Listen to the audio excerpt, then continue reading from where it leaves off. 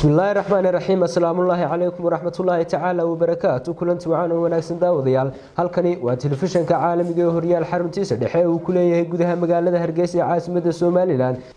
daawadayaal waa xilliga aad nooga barataan inay soo tubino warbixinadii keenay guud ahaan geega Soomaaliyeed iyo daafaca caalamka warkaabeenkana caawa wuxuu diyaaraa mid la socodsiin doona anigoo ah Sakariya Cabdishaaq Faarax Sakariya Saxane qodobada ugu door korona warkeenina caawana waxa kamid ah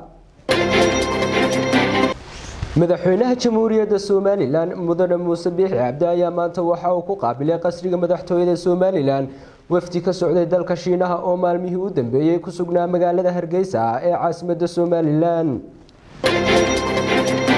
Sheekh Cabdiraxmaan Dheere oo kamid ah culimada Soomaaliland oo maanta khudbadii salaada Jimcaha ka akhrinayay Masjid Muuse